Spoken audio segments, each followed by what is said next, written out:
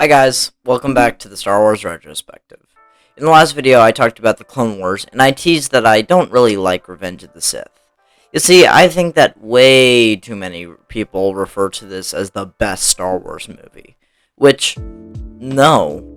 I like this movie, and I think that it's really good, and I always have fun watching it, but it has a lot of shit. Yeah, the CGI is better. The story is more interesting, and the acting is better than all of the prequels. It's more fun to watch, but god damn it, the writing! There were a lot of issues with the first two films, and a couple of them carry over to the third film. Writing, pacing, and some overall stupid and cheap film choices. So, yeah, let's get into it. Star Wars Revenge of the Sith successfully concludes the prequel trilogy with a lot of interesting and impressive visuals and intense action sequences. The story's darker themes are explored in depth, and it provides a somber and compelling tone throughout the entire film. While the pacing can feel uneven at times, the performances from the cast, particularly Ewan McGregor, Hayden Christensen, and Ian McDiarmid, elevate the material and deliver emotionally impactful moments. Although not without its flaws, Revenge of the Sith is a satisfying and fitting end to the prequel trilogy that will please fans of the franchise. One of the most notable strengths of Revenge of the Sith is the visual effects. The action sequences are well choreographed and visually stunning, particularly the lightsaber battles between Obi-Wan Kenobi and Anakin Skywalker. The use of CGI to create the various planets and creatures is also impressive, and it adds to the overall immersive experience of the film. Another positive impact of the film is the performances of the main cast. Ewan McGregor delivers a strong performance as Obi-Wan, and his chemistry with Hayden Christensen's Anakin Skywalker is believable and adds depth to their relationship. Ian McDiarmid's portrayal of Chancellor Palpatine is also noteworthy, as he skillfully captures the character's sinister manipulations and the gradual transformation into his iconic Sith persona. The film's story is compelling and provides a satisfying conclusion to the prequel trilogy. The downfall of Anakin Skywalker and his transformation into Darth Vader is well executed and provides a clear sense of tragedy and loss. The film also ties in well with the original Star Wars trilogy, as we see the birth of the Empire and the beginning of the Jedi Purge. However, there are also some notable weaknesses to the film. One of the main issues is the uneven pacing. The first act of the film feels rushed, with several important events occurring off-screen. Conversely, the second act drags on with a lot of political maneuvering that can be tedious for some viewers. Another issue is the lack of character development for some of the supporting cast. Characters like Padme Amidala and General Grievous feel underutilized and their motivations are not fully explored. This lack of depth can make it feel difficult for audiences to fully invest in these characters and their actions. Overall, while Star Wars Revenge of the Sith is a well-crafted film with impressive visuals and strong performances, it is not without its flaws. The uneven pacing and lack of development for some characters can detract from the overall experience. Nonetheless, the film stands as one of the better entries in the Star Wars franchise, and has a satisfying conclusion to the prequel trilogy. One very specific highlight from this movie is Anakin and the final act of the film. So, we'll start with Anakin. Anakin Skywalker is one of the most iconic characters in the Star Wars franchise, and his character in Revenge of the Sith is a masterful study in the creation of a compelling character. Anakin is a complex figure with a mix of admirable traits and deep flaws that make him both relatable and tragic. One of the key aspects that make Anakin a compelling character is his deep sense of loyalty. From his earliest appearances in the franchise, Anakin is fiercely devoted to those he cares about. He is willing to risk his own life to save his friends and allies, and he is always looking for ways to protect his loved ones. This loyalty is on full display in Revenge of the Sith, where Anakin's devotion to his wife, Padme, drives much of his actions throughout the film. When he becomes convinced that Padme is in danger, he is willing to do whatever it takes to protect her, even if it means betraying the Jedi Order and his closest friends. This devotion is both admirable and tragic, and it ultimately leads to Anakin's downfall and transformation into Darth Vader. Another aspect of Anakin's character is his deep sense of insecurity and fear. From his earliest appearances in the franchise, Anakin is haunted by losing the people that he loves. The fear drives much of his actions, as he is willing to take extreme measures to prevent the loss of those he cares about. This fear is on full display in Revenge of the Sith, where Anakin is plagued by nightmares about the death of Padme. His fear of losing her is so great that he becomes willing to do anything to prevent it, even turn to the dark side of the Force. This fear is both relatable and tragic, as I said previously, and as it shows the ways in which our fears and insecurities can drive us to do terrible things. Another key aspect of Anakin's character is his deep sense of anger and frustration. Throughout the prequel trilogy, Anakin is shown as quick to anger and easily frustrated when things do not go his way. This anger and frustration are often directed at the Jedi Order, which he sees as hypocritical and out of touch with the needs of the galaxy. This anger is on full display in Revenge of the Sith, where Anakin becomes increasingly disillusioned with the Jedi Order and their actions. He is frustrated by their unwillingness to take decisive action against the Separatists, and he is angry that their perceived betrayal of him when they refuse to grant him the rank of Master. This anger and frustration ultimately lead Anakin to turn against the Jedi Order and join forces with Chancellor Palpatine, setting in the motion the events that lead to the downfall of the Republic and the rise of the Empire. Finally, Anakin's character is deeply tragic. Throughout the prequel trilogy, we see him as a character who is torn by his desire to do good and his deep-seated fears and insecurities. He is a character who is constantly struggling with his own inner demons, and his attempts to overcome them often lead to his downfall.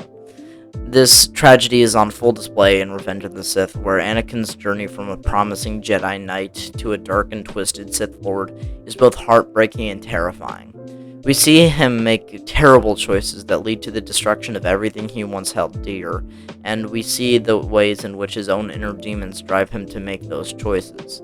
Now let's talk about the final act and why it is so great. We're going to talk about Order 66, and then the Mustafar scene. The Order 66 scene from Star Wars Revenge of the Sith is widely regarded as one of the greatest moments in the Star Wars franchise. It is a powerful and emotional scene that perfectly captures the tragic nature of the fall of the Jedi Order and the rise of the Empire. At its core, Order 66 is a moment of betrayal. After years of serving as loyal soldiers in the Republic's war against the Separatists, the clone troopers turn on their Jedi commanders and attempt to execute them all, based on the chip that they have implanted in their head, hunting them down and executing them without mercy. One of the things that makes Order 66 so great is its emotional impact. We have spent these previous two movies getting to know and care about the Jedi characters, or whatever George Lucas wants to give us with that, and seeing them all gunned down in such a brutal and senseless way is heartbreaking. We also see beloved characters, well, beloved is a big word, like Ki-Adi-Mundi, Plo Koon, and Aayla Secura fall on one after the other, each death more devastating than the last. But perhaps the most emotional moment in the scene comes when we see Anakin Skywalker, now Darth Vader, leading a group of clone troopers in the attack on the Jedi Temple. As he marches through the halls of the temple, we see flashes in the corner of his former life as a Jedi, reminding us of the tragedy of his fall. It is a poignant moment that perfectly captures the loss of everything that Anakin once held dear. Another aspect of the scene that makes it so great is its visual design. The scene is beautifully shot, with a mix of wide shots and close-ups that create a sense of chaos and urgency. The use of lighting and shadow is perfectly effective, with the scene taking place mostly in darkness, punctuated by flashes of blaster fire and lightsabers. The score is also a key element to the success of the scene. Composer John Williams creates a haunting and mournful score that perfectly captures the tragedy of the moment. The music swells and builds as the Jedis fall one by one, creating a sense of despair and hopelessness that is impossible to ignore. Finally, Order 66 is such a great scene because it's a pivotal moment in the Star Wars saga. It marks the end of the Jedi Order and the beginning of the reign of the Galactic Empire. It is a moment of great significance, and one that has resonated with audiences for decades. The Mustafar confrontation scene from Star Wars Revenge of the Sith is widely considered one of the greatest moments in the entire Star Wars franchise. It is a pivotal moment in the story, marking the final confrontation between Anakin Skywalker and Obi-Wan Kenobi, and it is a scene that perfectly captures the tragedy and emotional depth of the Star Wars universe. At its core, the Mustafar confrontation scene is a moment of intense emotion and betrayal. We see Anakin, now Darth Vader, fully succumbing to the dark side of the Force, and we see Obi-Wan struggling to come to terms with the betrayal of his former apprentice. This scene is incredibly tense and dramatic as we watch the two characters face off against each other in a final epic battle. One of the things that makes the Mustafar confrontation scene so great is its emotional impact. We have spent the previous two movies getting to know and care about Anakin and Obi-Wan, and seeing them turn on each other in such a brutal and devastating way is heart-wrenching. We see Anakin fully embracing his dark side, abandoning everything he once held dear, and we see Obi-Wan struggling to come to terms with the loss of his friend and apprentice. We see Anakin fully embracing his dark side, abandoning everything he once held dear, and we see Obi-Wan struggling to come to terms with the loss of his friend and apprentice. But perhaps the most emotional moment in the scene comes when Obi-Wan tells Anakin, "I loved you, Anakin. You were my brother."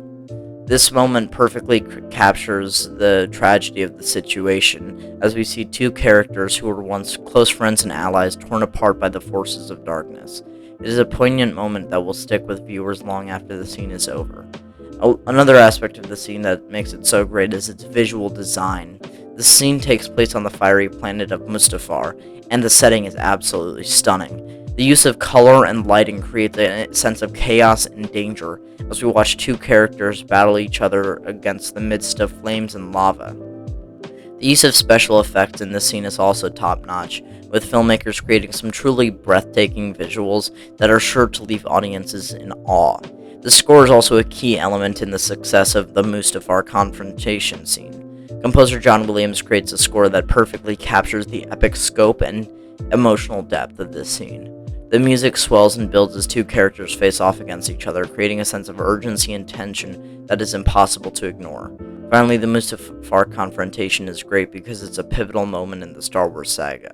It marks the final battle between Anakin and Obi-Wan, and it sets the stage for the events of the original trilogy. It is a moment of great significance, and one that has resonated with audiences for decades. Well, I've talked about this film for way too long, and it's fair to say that this is a really fun movie to talk about. It's a good movie, and the flaws aren't interesting enough to talk about, so fun, good, 8 out of 10. That's it for today, and tomorrow we'll get into the spin-off TV shows and movies that take place between Revenge of the Sith and A New Hope. So that's kind of exciting. However, I'm not going to keep you for a long outro like I do in some of the other videos. This video is already 13 minutes long, so bye guys.